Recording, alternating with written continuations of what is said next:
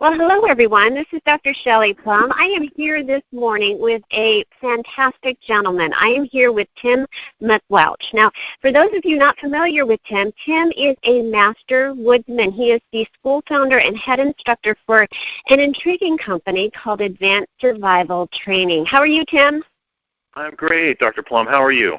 I am doing fantastic. And I know we had discussed prior that, where I am from Washington State, and I grew up in the woods and hunting and fishing and camping, and I am intrigued by what you do. Can you describe for our listeners what your daily job is? I'd be happy to. It's one of those things that I really feel blessed and humbled to have, which is a day job that I love. I know great. so many people. I know so many people just trudge to work and they just despise it. And I've been there. I've had those jobs, and that makes me appreciate what I'm doing now all that much more. But basically, in a nutshell, I help people to become as confident in their survival skills and knowledge of the outdoors as I feel. I'm sort of if you want to call it a life coach, that's fine, but I'm more of a lifestyle coach.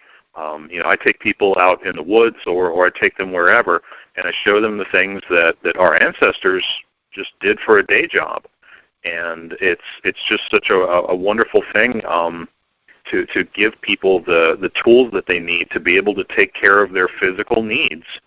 Shelter, Right. water, fire, food, signaling and communication, first aid, all the different things that we would need if we got stuck in the woods somewhere. Or, let's say, God forbid, we're stuck in some sort of crisis or natural disaster. Right, which could happen. I mean, we know that it could happen. And actually, looking at your website, you are known to say, how do you say it? You can either be afraid or you can be ready. Isn't that something that you say? I do, yeah. Be scared to be prepared. It's been said so many different ways, but that's the little kernel of truth. We can just worry and have these fears, or we can do something about it. And when we do that, 9 times out of 10, it lessens the anxiety. It gives us a sense of peace, and it makes us more confident and more capable. Right. So I am curious, and not having been through your program, and I know that you offer courses and, people can train with you. Can you walk us through, if we were to sign up for a course with you and we were there with you, what are some of the skills that we would learn?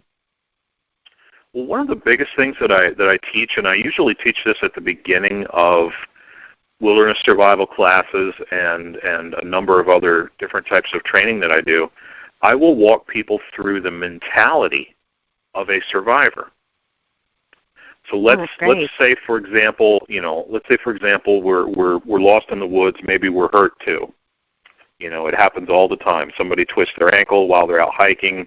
They can't move very quickly. They try to take a shortcut to get back to the parking lot. They end up lost, and they're hurt, and the sun's going down. And it's a very scary and right. Very unnerving position. People feel so vulnerable when they are not almost prepared helpless, to stay right? out in the woods.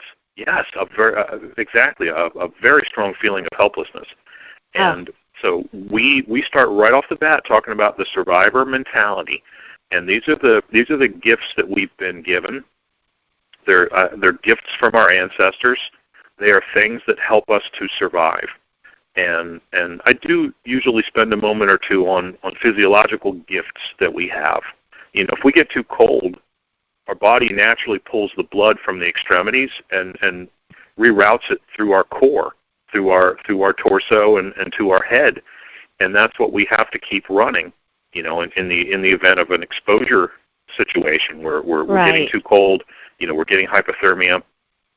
Your body naturally reroutes blood flow to keep us warm. We don't have to think about it. We don't have to flip a switch. It just does it. It just does it, does it? Mm-hmm. And what if we get cut? Let's say we slip and fall on a sharp rock or a broken piece of glass on the trail. and we cut our arm, we cut our ankle.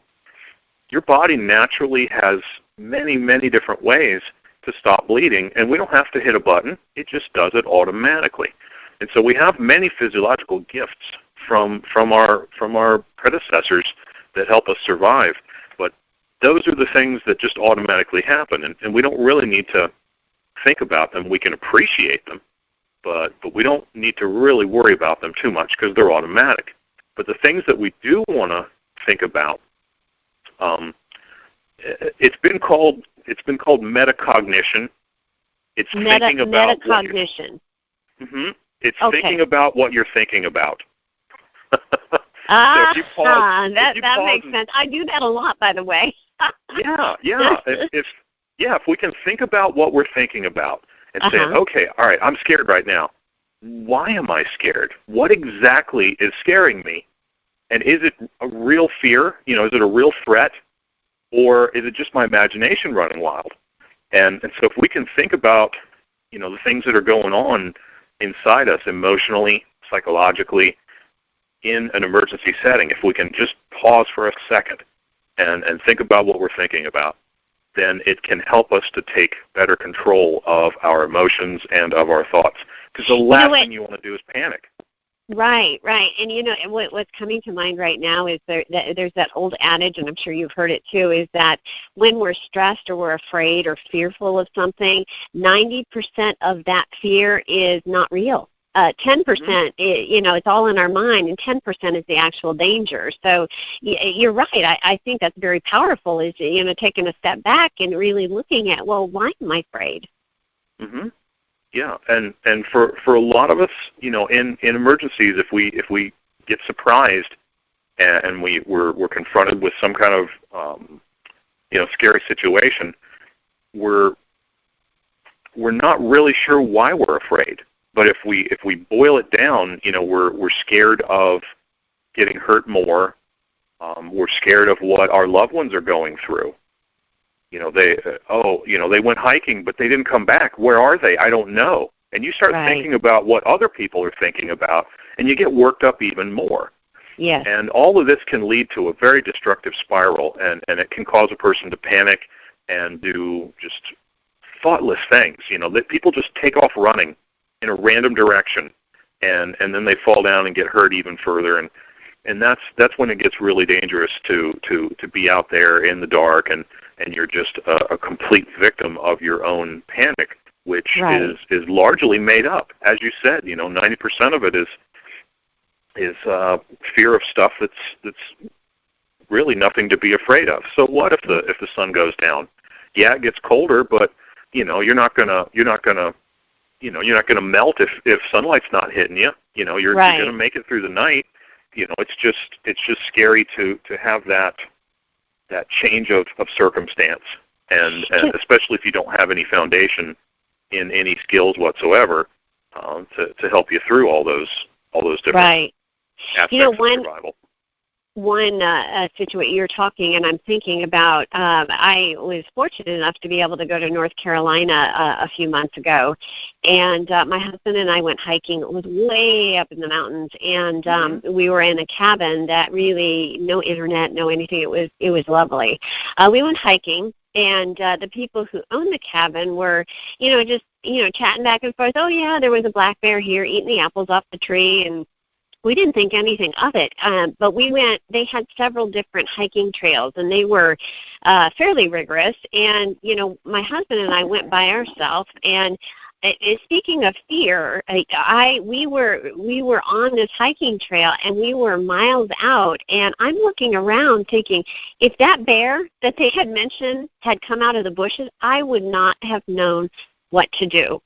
So what you're saying really hits home, because that is one skill that I could have used at that point if something had happened. So how would you recommend, for example, with something like that? Injury is one thing. What about animals that are out in the wild? How do you deal with that? It's funny. We kind of automatically help ourselves to scare away predatory animals, and it's because we're noisy. We are a very noisy creature ourselves. And I am extra noisy. Me too.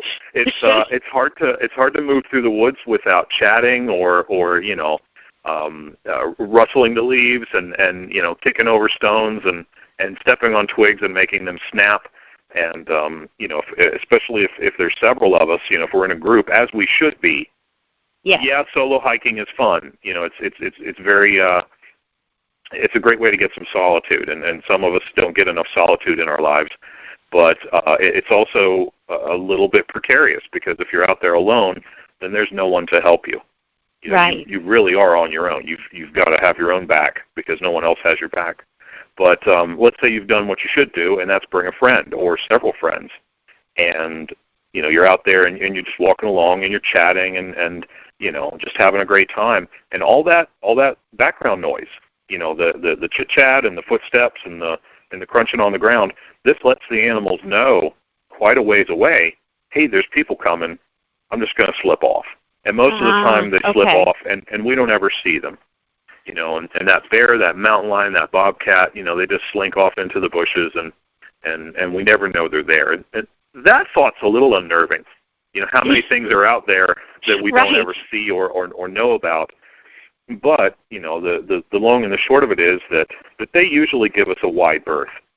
And if they don't, if for some reason we've garnered some unwanted attention, let's say we've set up a campsite and we're camping and we're cooking food and we leave dirty dishes laying around, and animals come in at night attracted by that food odor.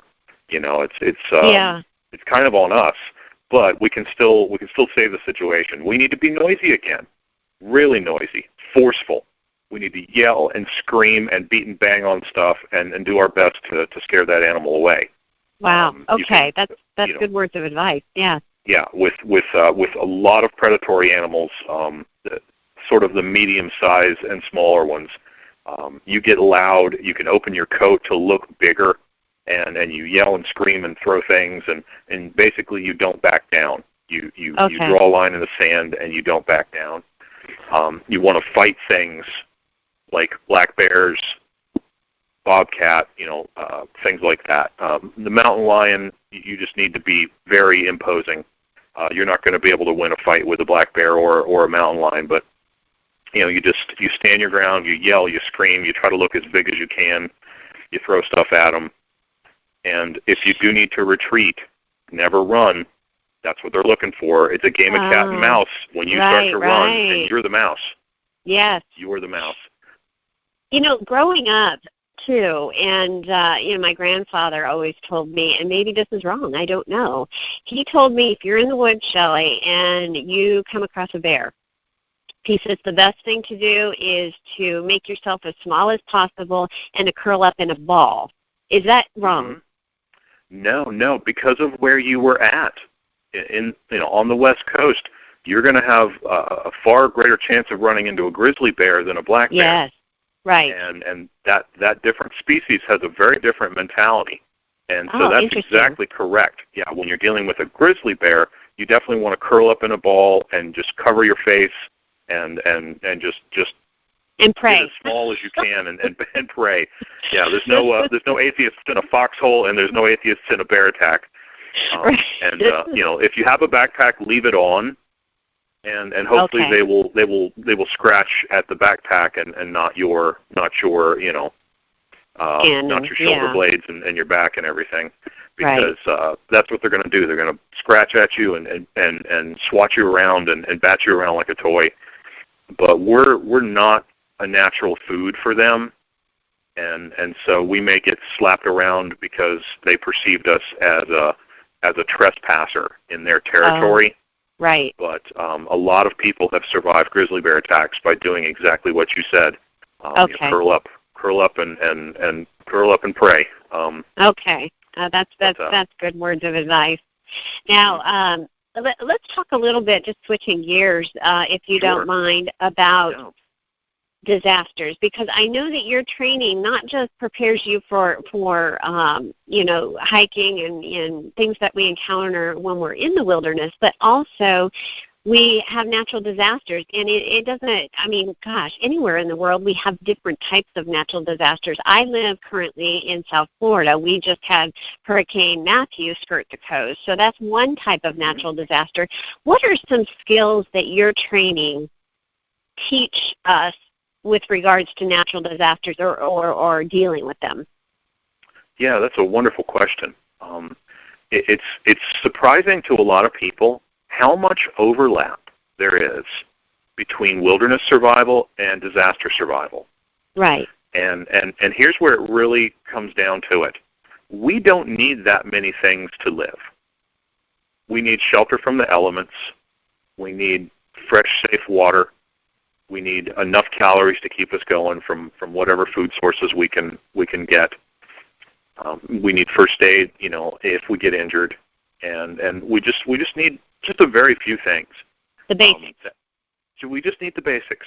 And when you know how to make the basics for yourself out in the woods, when you know how to make a fire out of the sticks that you find, when you know how to locate a creek or a stream or a spring to get a water source, when you know how to shelter yourself from the elements, these different skills can just overlap right into disaster preparedness.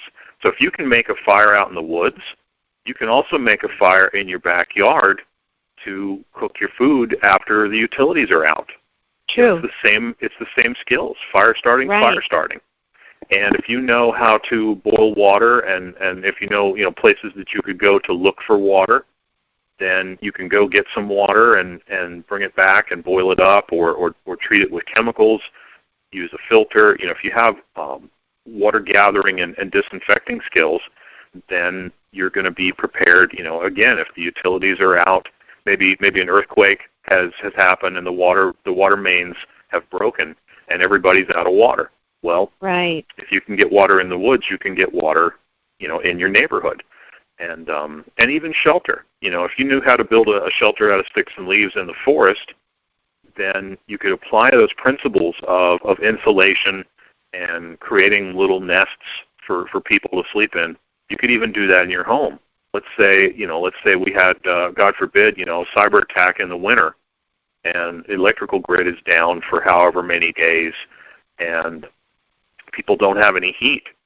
So you could try to find a small space in your home. Go to the smallest room you have, preferably a south-facing room with windows, because the sunlight's going to come through there and warm it up.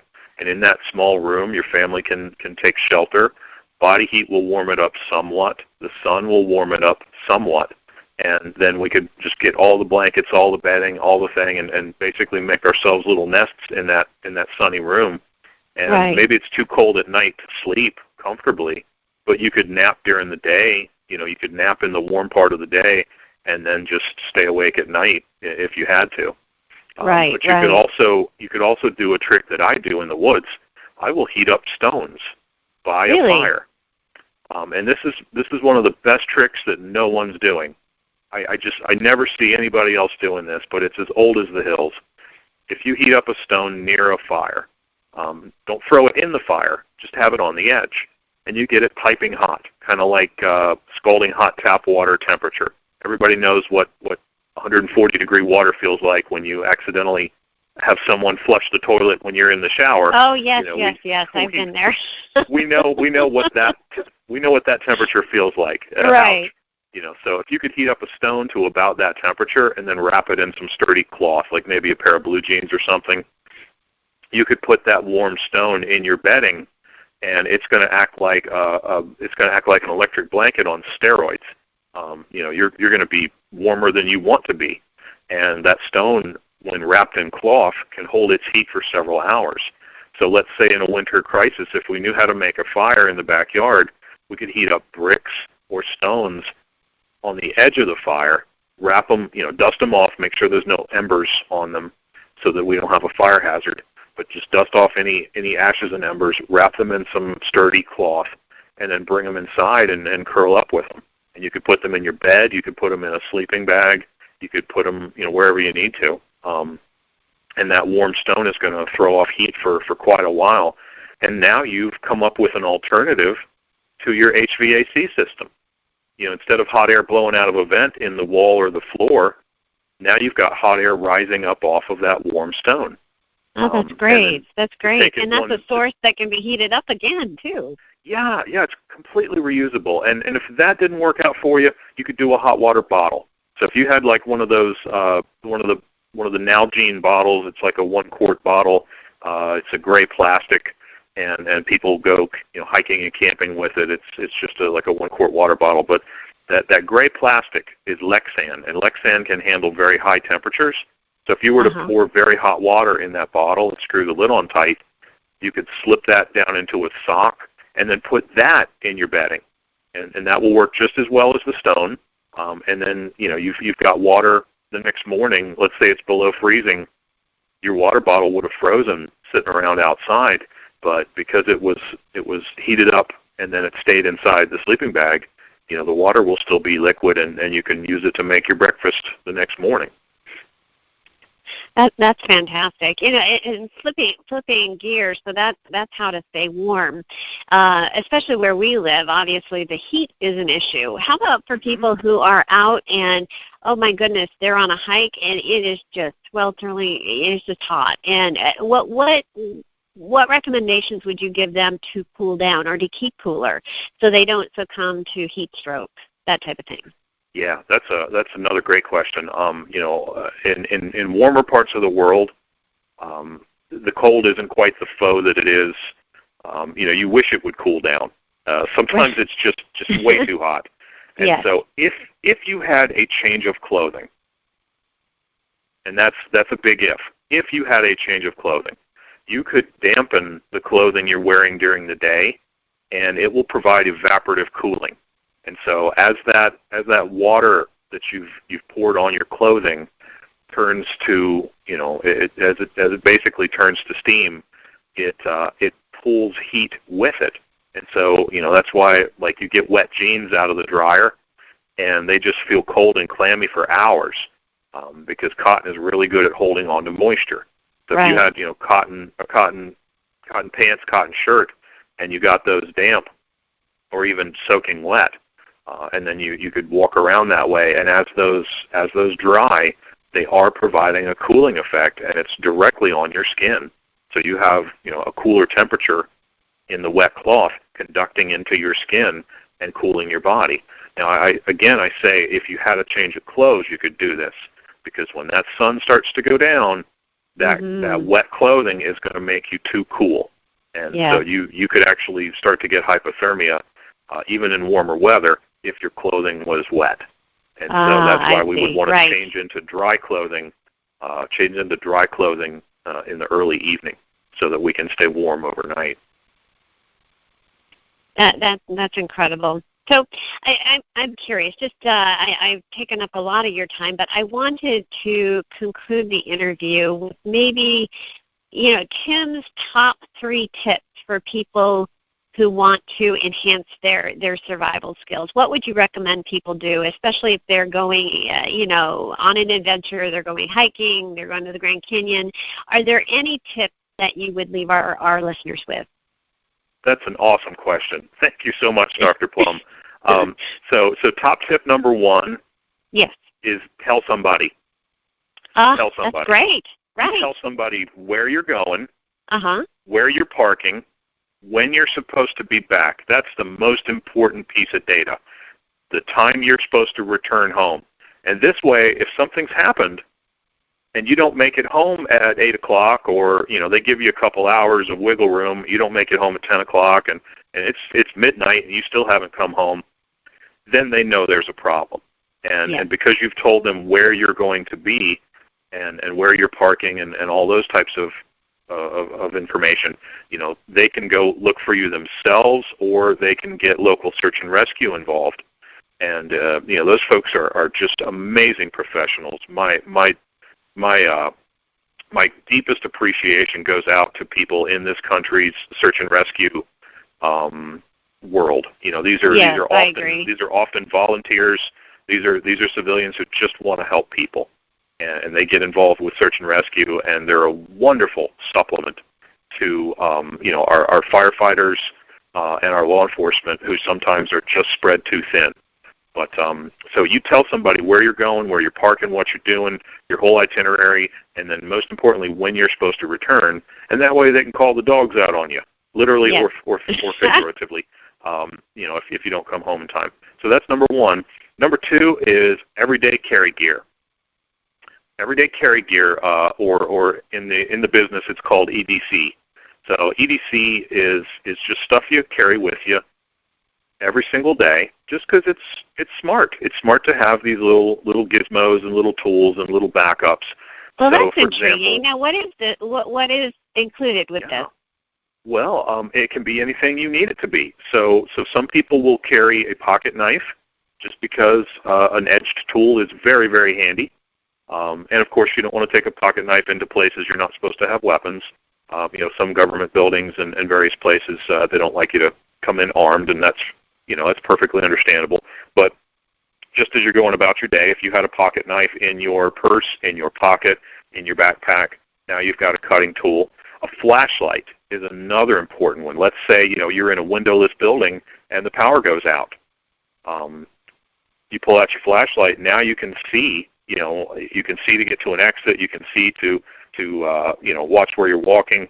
You can even help others. You can have enough light coming out of a little flashlight, to guide yourself and others to safety. So you could also have a multi-tool, some kind of little multi-tool like a Leatherman or something along those lines, and that's going to give you lots of little tools, screwdrivers and scissors and different things like that. And they make very, very, very small ones that you could actually hang on your keychain. And a whistle's never a bad thing to have either. Some ladies carry whistles. In case of assault, they can blow the whistle and hopefully garner attention from either law enforcement or a good Samaritan. But a whistle is a wonderful piece of signaling equipment. So let's say, God forbid, there's an earthquake or some kind of building collapse. If you're still alive and you can reach that whistle, you can blow that thing, and then people are going to know where you are. But it works in many different places. So we can blow that whistle if we get lost when we're hiking out in the woods. We can use whistles to communicate with other people, so we can kind of echolocate and see where they are and they see where we are, by the noise we're making. There's many applications, and the most important one is lost child. So the survival kit for a child can be nothing more than a whistle on a necklace. And you tell them, hey, that's a great point. Yeah. If you get scared, if you get lost, if you're playing and you're not sure which way to go, you just sit down and you start blowing that whistle, and you stay there until we come get you. Great. Yeah. So that's another one. And whatever else you want to pack with you, a little bit of first aid stuff. If you've got maybe a backpack or a laptop case or a purse or whatever you carry around every day. If you've got a little extra room in there, you could shove a little bit of first aid stuff in there. That, I think, is the most important survival skill for everybody, first aid, because you may never need to make a fire in your whole life. You may not.